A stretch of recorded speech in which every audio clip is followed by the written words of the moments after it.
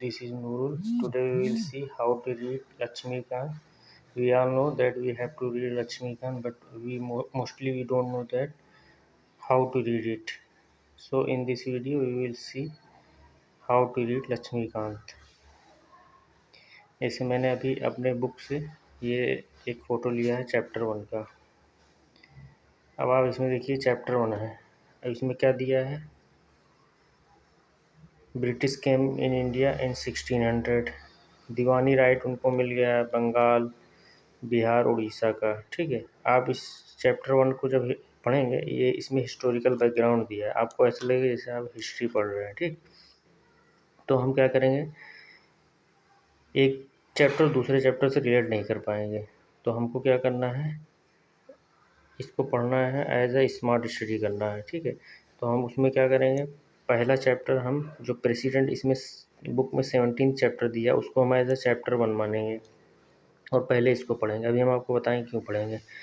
अब second chapter आज इसमें दिया है वाइस प्रेसिडेंट। ठीक है, 18 चैप्टर है, लेकिन हमको इसको पढ़ना है एज ए सेकेंड चैप्टर। ठीक, अब हम आते हैं, आपको थर्ड चैप्टर दिखाते हैं। थर्ड चैप्टर हमको पढ़ना है गवर्नर। गवर्नर है ये। अब गवर्नर को हमको थर्ड चैप्टर क्यों पढ़ना है एज अ थर्ड चैप्टर, इसमें दिया है एज अ 30 चैप्टर नंबर 30, लेकिन हमको तीसरे चैप्टर की तरह इसको पढ़ना है। इसलिए क्योंकि देखिए, पहले प्रेसिडेंट हमने पढ़ा,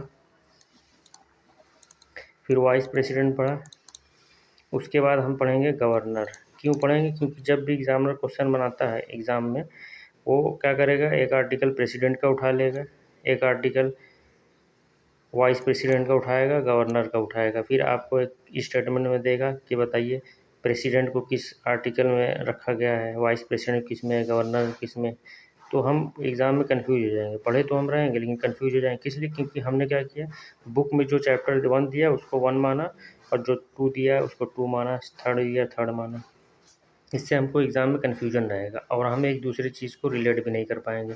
इसीलिए हमको क्या करना है, गवर्नर को जस्ट आफ्टर प्रेसिडेंट और वाइस प्रेसिडेंट के चैप्टर के बाद पढ़ना है। ठीक है, अब आते हैं हम अपने फोर्थ चैप्टर पे।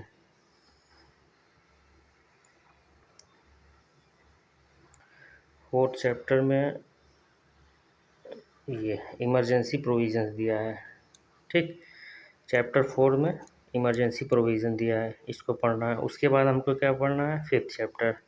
ये आपको 19 चैप्टर मिलेगा लक्ष्मीकांत में, लेकिन हमको क्या करना है, एज ए फिफ्थ चैप्टर मानना। और चैप्टर 6 में काउंसिल ऑफ मिनिस्टर पढ़ना है। ठीक है, ऐसा किस लिए करना, अभी आपको हम बताते हैं, 1 मिनट। अब देखिए, 6 चैप्टर में हमने क्या बताया आपको, 5th चैप्टर में प्राइम मिनिस्टर, 6 में काउंसिल ऑफ मिनिस्टर, तो 7th में हमको क्या पढ़ना है, चीफ मिनिस्टर पढ़ना है। क्यों, क्योंकि जो काम सेंटर में गवर्नर करता है वही जो सेंटर में प्रेसिडेंट करता है वही स्टेट में गवर्नर करता है। हमने क्या कहा आपको, प्रेसिडेंट पढ़िए, उसके बाद गवर्नर पढ़िए। अब आते हैं प्राइम मिनिस्टर हमने पढ़ा, उसके बाद हमको क्या पढ़ना चाहिए, चीफ मिनिस्टर पढ़ना चाहिए। तब हम एक चीज़ को दूसरे चीज़ से रिलेट कर पाएंगे और एग्ज़ाम में हम करेक्ट आंसर निकाल लेंगे। ठीक है, तो इसको क्या पढ़ना है, एज ए 7th चैप्टर पढ़ना है। उसके बाद क्या करना है, council of minister, state minister पढ़ना है। ठीक है, वहाँ पे हमने क्या पढ़ा था, यहाँ पे क्या पढ़ा हमने,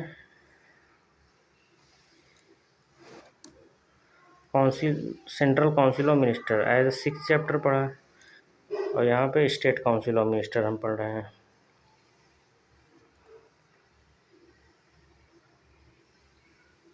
8th चैप्टर में। ठीक, अब हम 9th चैप्टर देखेंगे क्या पढ़ेंगे। 9th में हमको पढ़ना है पार्लियामेंट्री सिस्टम। अब हमको prime minister, president, vice president, governor पढ़ लिया, हमको पार्लियामेंट्री सिस्टम पढ़ना है, इसको 9th चैप्टर मानेंगे। अब पार्लियामेंट्री सिस्टम जब हमने पढ़ लिया, तो हम क्या पढ़ लेंगे, पार्लियामेंट के बारे में पढ़ेंगे, इसको एज ए चैप्टर 10th पढ़ेंगे। उसके बाद हम क्या करेंगे, कैबिनेट कमेटी पढ़ेंगे। कैबिनेट कमेटी आपके बुक में 21 दिया है, लेकिन हमको एज ए 11th चैप्टर मानना है।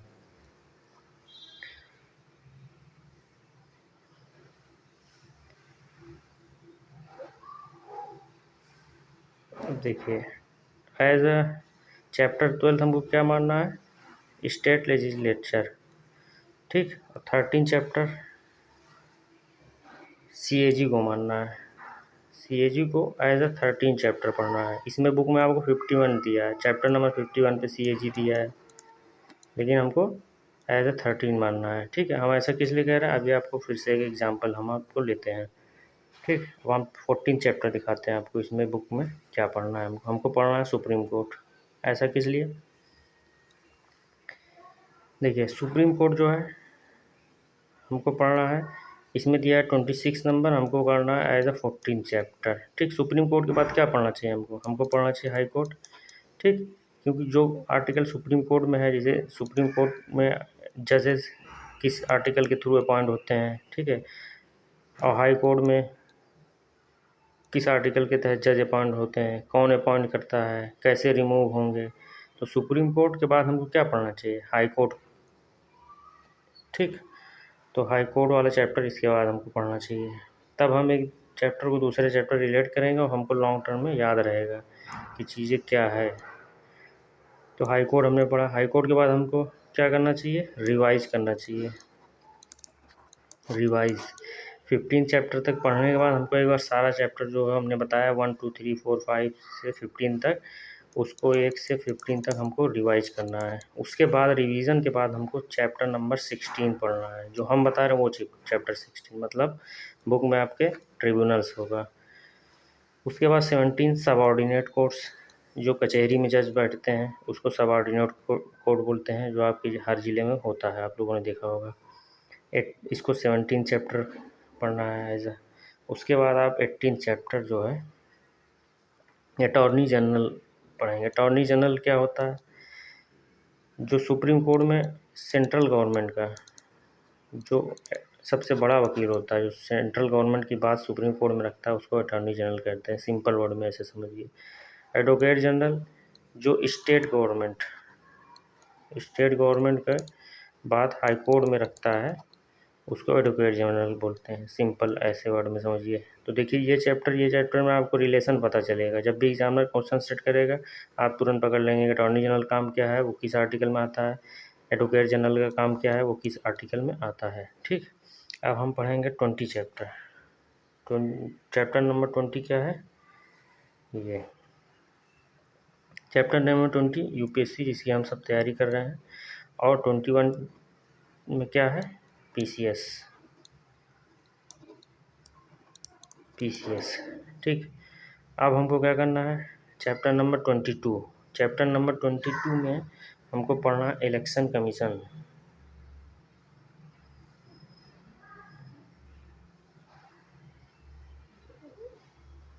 ये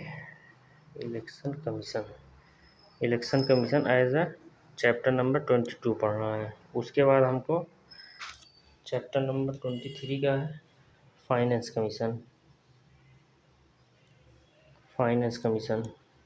23। 24 में क्या पढ़ना है हमको, ये 24 सिटीजनशिप, फंडामेंटल राइट 25। ऐसा किस लिए, क्योंकि देखिए सिटीजनशिप हमने पढ़ा, तब पता चलेगा कि सिटीजन का क्या फंडामेंटल राइट है। अब इसके बाद हमको क्या पढ़ना चाहिए, DPSP पढ़ना चाहिए, DPSP, directive principle of state policy. तब एक दूसरे से चीज़ें रिलेट होगी और हम लॉन्ग टर्म के लिए याद रख पाएंगे। अदरवाइज 700-800 पेज की बुक है, हम भूल जाएंगे। अगर नहीं भूलेंगे तो एग्ज़ाम हॉल में कंफ्यूज ज़रूर हो जाएंगे कि एक्चुअल में किस आर्टिकल के तहत कौन सा प्रोविज़न है, ठीक है। तो एज अ 26 चैप्टर हम मानेंगे DPSP को। उसके बाद हम क्या करेंगे, फंडामेंटल ड्यूटीज़, हमने फंडामेंटल राइट देख लिया है, अब DPSP देख लिया, अब क्या है ड्यूटीज़, फंडामेंटल ड्यूटीज़ क्या ड्यूटीज़ हैं। उसके बाद अमेंडमेंट ऑफ द कॉन्स्टिट्यूशन। अब इतना चीज़ें दिखने के बाद हमको क्या देखना चाहिए, अमेंडमेंट देखना चाहिए। आर्टिकल 368 में अमेंडमेंट, कैसे हम कॉन्स्टिट्यूशन के अमेंड कर सकते हैं, प्रेसिडेंट की क्या पावर है, प्राइम मिनिस्टर की क्या पावर है, हाँ। और पार्लियामेंट की क्या पावर है, कहाँ तक अमेंड किया जा सकता है, सुप्रीम कोर्ट कहाँ तक इंटरवीन कर सकती है अमेंडमेंट को लेके, ठीक है। अमेंडमेंट ऑफ द कॉन्स्टिट्यूशन पढ़ेंगे। उसके बाद क्या करें, basic structure of the constitution 29 chapter में है, इसको पढ़ेंगे, ठीक। कि बेसिक स्ट्रक्चर में सुप्रीम कोर्ट का क्या गाइडलाइंस है, कहाँ तक अमेंडमेंट किया जा सकता है, ठीक, ये सब इसमें दिया हुआ है। ऐसे हम चीज़ों को पढ़ेंगे तो लॉन्ग टर्म के लिए हम याद रख पाएंगे, ठीक। अब हम देखते हैं चैप्टर नंबर 30। 30 में क्या है, ये चैप्टर 30 में है पंचायती राज, ठीक। पंचायती राज पढ़ने के जस्ट बाद म्यूनिसिपलिटीज़ पढ़ना है, ठीक है। उसके बाद यूनियन टेरिटरीज पढ़ना है। उसके बाद शेड्यूल्ड एंड ट्राइबल एरियाज पढ़ना है एज अ 33 चैप्टर मान के, ठीक। अब देखिए 33 चैप्टर हम पढ़ लिए। अब हमको क्या करना है, इतना जितना हमने बताया 33 चैप्टर तक मेरे बताए हुए तरीके से आपको पढ़ना है, ठीक है। स्मार्ट स्टडी ऐसे होगी ताकि आप लॉन्ग टर्म के लिए याद करें, याद करने में आसानी हो। उसके बाद आप अपने बुक का चैप्टर 1 पे आइए।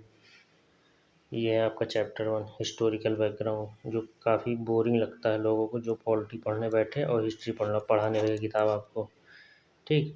तो यहाँ से स्टार्ट करना है चैप्टर 1 से, और उसके बाद ऐसे ही पढ़ते आपको चले जाना है। जो जो मैंने टिक करा आप पढ़े हैं उसको छोड़ते हुए, जो मैंने टिक नहीं करा सीधे सीरियल वाइज से कहाँ तक जाना है आपको।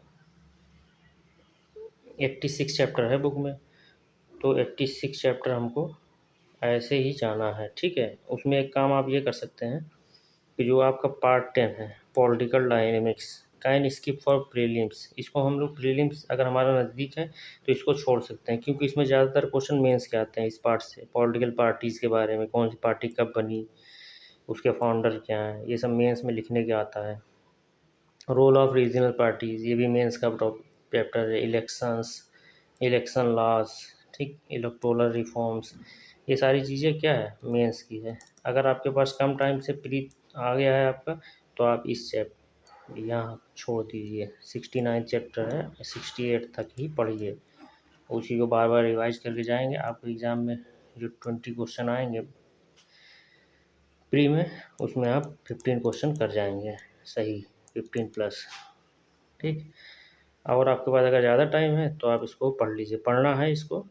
कम टाइम है तो छोड़ सकते हैं, ज़्यादा टाइम है तो पढ़ना है, ठीक। उसके बाद